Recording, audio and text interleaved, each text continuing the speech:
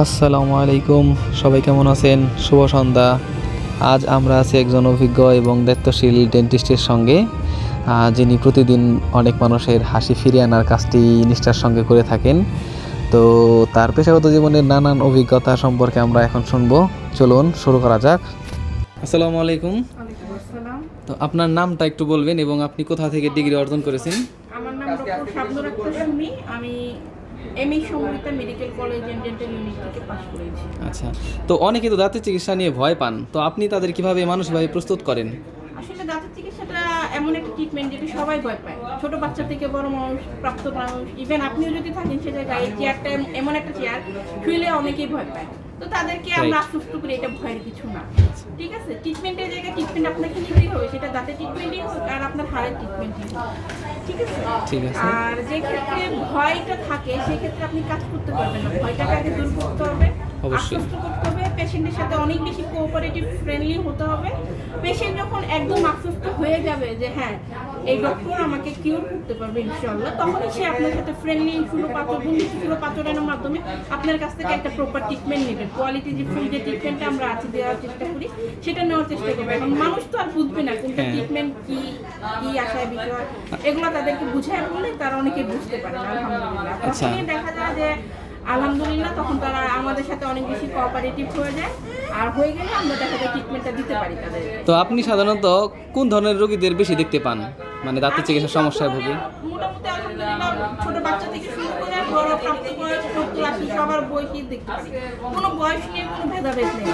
আর যদি কাজের কথা বলেন তাহলে ছোট বাচ্চাদের দাঁত ফেলা থেকে শুরু করা, পালপেক্টমি বা ফিলিং করা, ইভেন হচ্ছে গিয়ে বড়দের যে ক্যাপ করা, ফিলিং করা, তারপর দুই দাঁতের মাঝখানে হচ্ছে ফিলিং করা, দাঁত ফেলানো, ক্যাপ বসানো, ডেঞ্চার বসানো, সার্জিক্যাল এক্সট্রাকশন করা, মাইনর সার্জিক্যাল প্রসিডিউর, মোটামুটি আলহামদুলিল্লাহ দাঁতের যে কাজগুলো একদম রিমোট এরিয়া করা যায় আমাদের এই একটা প্রাইভেট ক্লিনিক হিসেবে, আলহামদুলিল্লাহ সেই সবগুলো কাজই আমরা আমাদের এই প্রাইভেট ক্লিনিকে করে থাকি। এবং এই ট্রিটমেন্টগুলো নেওয়ার জন্য আপনি যদি অনেকে আছে যে ঢাকায় যায় কিছু কিছু সার্জারির জন্য, তো সেক্ষেত্রে ঢাকায় যেতে হবে না, আমার কাছে আসলে ইনশাল্লাহ আমরা এটার একটা প্রপার ট্রিটমেন্ট আমরা দিতে পারি। যদি আমাদের এখানে করা থাকে, আমরা যদি করতে পারি এভাবে করে বলে দেই, আর যদি না থাকে আমাদের হাতে সাথে আলাদা কথা, তবে আমরা চেষ্টা করি আমাদের কাছে পেশেন্ট রেখে সেভাবে কিউর করার। তো ছোট বাচ্চাদের চিকিৎসা করার জন্য আপনাকে কি আলাদা কোনো কৌশল অবলম্বন করতে হয়? এটা সম্পূর্ণরূপে আমাদের হাতে, এটা তো আমরা শেয়ার করবো না। তবে হ্যাঁ বলতে পারি বাচ্চারা আমাদের এখানে আছে খুব ফ্রিলি আচরণ করে। একটু আগে একটা বাচ্চার কাজ করেছি আলহামদুলিল্লাহ, আজকে উদ্বোধন উপলক্ষে সে খুবই হাসি খুশি ছিল। ইভেন এখানে আরেকটা বাচ্চা আছে, সে খুবই ফ্রেন্ডলি, আমরা বাচ্চাদের সাথে খুবই ফ্রেন্ডলি। সো বাচ্চারা এখানে আসলে আমাদের সাথে কেন এতটা অ্যাটাচ হয়ে যায় বা ফ্রেন্ডলি হয়ে যায় সেটা শুধুমাত্র আমাদের এখানে আসলেই বুঝতে পারবে। এটা সিক্রেট? জি, না আসলে বোঝা যাবে না। আচ্ছা আচ্ছা। তো দাঁতের সুস্থতা রক্ষার জন্য মানুষকে প্রতিদিন কি কি অভ্যাস মেনে চলা উচিত? অবশ্যই সকালবেলা আপনার খাওয়ার পরে ব্রাশ করতে হবে। আচ্ছা। আর রাতে ঘুমানোর আগে সুন্দরভাবে ভালোভাবে ব্রাশ করে কুলকুচি করে তারপর ঘুমাতে হবে। আর আমরা সাধারণত যে খাবারগুলো খাই, ভাত বলেন, বিস্কুট বলেন, এই খাবারগুলোর উপরে অ্যাটলিস্ট মানে লবণ গরম পানিতে কুলকুচি করতে না পারলে নর্মালি কুলকুচি করতে হবে সুন্দরভাবে। আঠালো জাতীয় যে খাবারগুলো আছে, চকলেট, চুইং গাম, ঠিক আছে, সুন্দরভাবে কুলকুচি করলে আলহামদুলিল্লাহ দেখা যায় যে দাঁত বা মাড়ির যে রোগগুলো অনেকাংশে কমে আসে। তারপরেও তো রোগ হবে, তারপরেও আমরা আছি, বাকিটা আমাদের হাতে। ইনশাল্লাহ আমাদের কাছে আসলে আরো জানতে পারবেন, আরো বুঝতে পারবেন। ইনশাল্লাহ আমরা চেষ্টা করবো আপনাদেরকে আরো ভালোভাবে হেল্প করার। আচ্ছা, তো আপনি একজন রোগীকে চিকিৎসা দেওয়ার সময় কোন বিষয়ে বেশি গুরুত্ব দেন? রোগীর কথা, ঠিক আছে। রোগী কি বলতেছে, কি চাচ্ছে আমার কাছে সেটা, রোগী আমার কাছে কি চাইলো সেটা না করে আমি আমার মতো করে তাকে ট্রিটমেন্ট করে দিলাম না। রোগীর কথাটাকে আগে প্রায়োরিটি করতে হবে। রোগী আমার এখানে কেন আসে, কোন কারণে আসে, আর কি ট্রিটমেন্ট তার লাগবে। তারপরে যদি মনে হয় যে না রোগীকে এই ট্রিটমেন্ট দিলে বেটার হবে, তাকে সেটা বোঝাতে হবে, তাকে জানাতে হবে, তারপরে আমরা কাজ করছি। এরপর রোগী যদি আমাদের সাথে মত বিনিময় করে তাহলে আমরা কাজ করি। আর রোগী যদি বলে যে না, অনেকেই আছে বলে যে না ম্যাডাম আমি ওইটা করবো না ওইটা করবো, সেক্ষেত্রে রোগীর জন্য যেটা ভালো হবে, বেস্ট চয়েস হবে, সেটাই আমরা করে দিই ইনশাআল্লাহ। ঠিক আছে, ধন্যবাদ ডাক্তার সাহেব। তো আপনার মূল্যবান সময় এবং গুরুত্বপূর্ণ অভিজ্ঞতা আমাদের সাথে শেয়ার করে আসবেন ইনশাআল্লাহ। আমরা দোয়া করি আপনি সফল হন। ইনশাআল্লাহ দোয়া করবেন আমাদের জন্য। আজকে আমরা উদ্বোধন করলাম। আপনার যারা যত ফলোয়ার্স আছে সবাইকে বলে দিবেন, ভিউয়ার্স আছে, ইনশাআল্লাহ আমরা যেন আরো সামনের দিকে যেতে পারি। ঠিক আছে, ধন্যবাদ। ওকে ভাইয়া, থ্যাংক ইউ, আসসালামু আলাইকুম। ওয়ালাইকুম আসসালাম। আজকে শুভ উদ্বোধন হয়ে গেল আমাদের কুমোরগঞ্জ ডেন্টাল কেয়ার।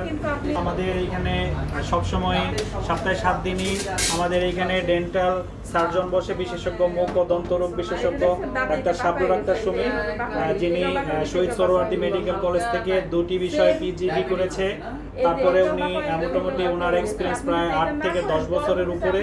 তো এইখানে মোটামুটি আমরা চাচ্ছি যে আমাদের এই নবাবগঞ্জবাসীর জন্য সর্বোচ্চ উৎকৃষ্ট মানের সেবাটা দেওয়ার জন্য, এর জন্য আমরা কাজ করে যাচ্ছি। আর আমরা ঢাকার বিভিন্ন প্রতিষ্ঠানেও বিভিন্ন হসপিটালও কাজ করেছে। তো এই হিসেবে আমরা চাচ্ছি যে গ্রামের বা প্রত্যন্ত এরিয়ার মানুষগুলো যারা মানে আর্থিক অভাবে বা বিভিন্ন ঢাকা যেয়ে কষ্ট করতে হয়, তারা যেন এসে এখানে ঢাকার সমমানের সেবাটা পেয়ে থাকে। এই সুযোগেই এর জন্যই আমরা এই ব্যবস্থাটা করেছি। সবাই আমাদের জন্য দোয়া করবেন। আমরা আপনাদের কাছে আপনাদের আসবেন, এসে তাদের নিয়মিত চিকিৎসা করাবেন, এই প্রত্যাশা রাখছি। ঠিক আছে। তো গরিব মানুষের জন্য আপনাদের কাছে কি কোনো আছে, সুবিধা আছে? জি জি, আমাদের গরিব মানুষের জন্য আসলে সবকিছু তো প্রফিট দিয়ে চিন্তা করা যায় না। আমাদের এখানে আমরা চাচ্ছি যে মানুষের সেবা করাটাও আমাদের একটা থিমের মধ্যে পড়ে। তো এই হিসেবে আমরা গরিব মানুষের জন্য যথেষ্ট পরিমাণে ছাড় দিয়ে থাকি। যতটুকু ছাড় দেওয়া যায় সর্বোচ্চ পরিমাণে ছাড় দেওয়া থেকে শুরু করে কিছু মেডিসিনও আমরা কিছু প্রোভাইড করি গরিব মানুষের। এর আগেও আমাদের কিছু বারহা থেকে কিছু লোক আসছিল, তারপরে নবগঞ্জের অনেক জায়গা থেকে আসছিল গরিব মানুষ। ওদেরকে আমরা আমাদের একটা ফান্ড থেকে ট্রিটমেন্ট দিয়ে থাকি। মোটামুটি আমরা গরিব মানুষের জন্য যথেষ্ট করার চেষ্টা করি। তারপরেও আমাদের এইখানে ঢাকাতে যে খরচগুলো হয়, যেহেতু সমমানের ক্যাটাগরির ঢাকাতে অনেক জায়গায় ও বসেছে। তো ওই হিসেবে আমরা তুলনামূলক অনেক কম প্রাইসে আমরা চাচ্ছি যে নবগঞ্জের মানুষকে উৎকৃষ্ট সেবাটা দেওয়ার জন্য।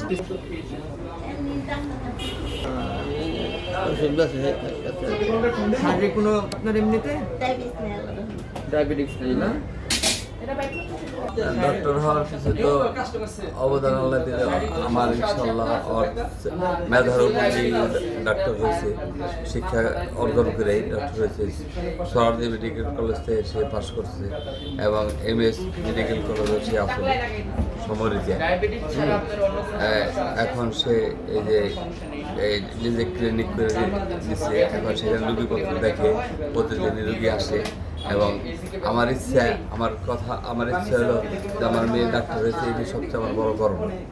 আমার মেয়ে সেবা দিবে এই এলাকাবাসীর, এটি আমার গর্ব। আমার আর চাওয়া পাওয়ার কিছু নেই।